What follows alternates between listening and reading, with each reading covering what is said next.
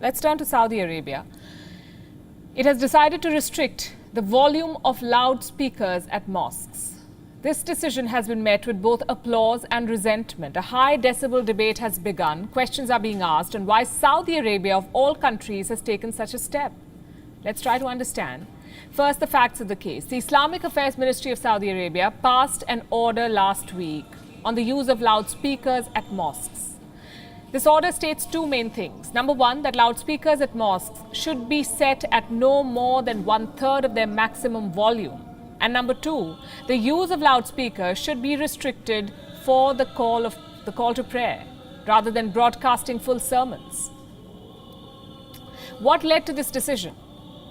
Growing complaints from Saudi citizens and expats. There are at least 94,000 mosques in Saudi Arabia, 94,000. And most of them are at a walking distance from residential buildings. The Islamic Affairs Ministry says it received numerous complaints that the loud volume at these mosques was causing disturbance to children as well as the elderly. Defending the decision, the Islamic Affairs Minister Abdul Latif Al-Sheikh said, and I'm quoting, "Those who want to pray do not need to wait for the Imam's call to prayer. They should be at the mosque beforehand." He further said that several television channels also broadcast prayers and Quran recitals, suggesting that the loudspeakers serve a limited purpose. Now, this indeed is a major policy overhaul, especially for a country that is home to two of the holiest sites in Islam. A country that is seen as the de facto leader of the Islamic world, a country where thousands of Muslims go for pilgrimage every year. Riyadh views this as just another step in Crown Prince Mohammed bin Salman's liberalization drive, one that will lead to a de-emphasis on religion and open a new era for Saudi society. But critics say this decision could trigger a global backlash against Islamic practices, not just on the use of loudspeakers, but Islamic practices in general.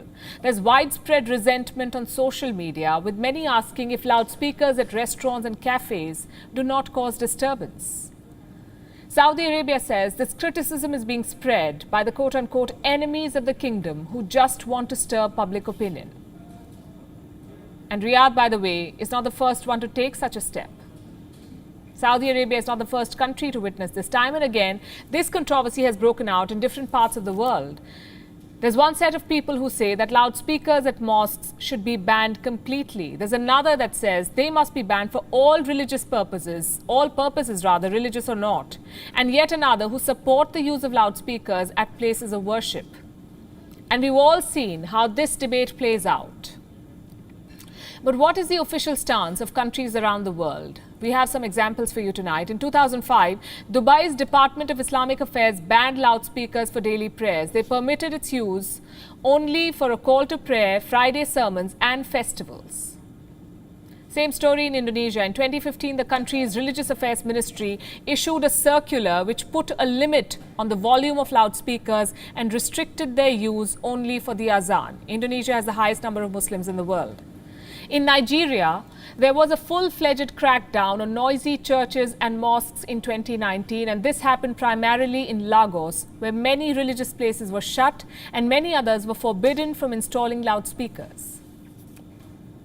Then we have Pakistan, where in 2015 the Punjab government passed an ordinance to regulate the use of loudspeakers.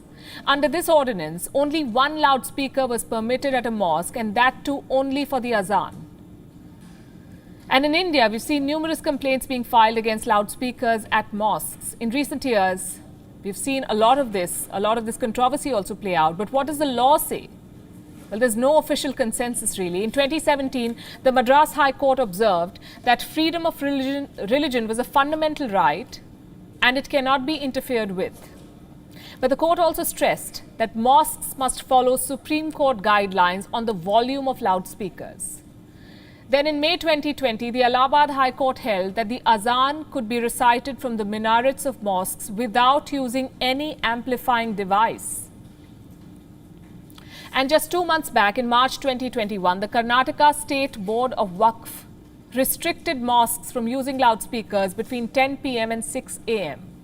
The bottom line is this: be it mosques, temples or churches, loudspeakers at any place of worship are not pleasing to the ears.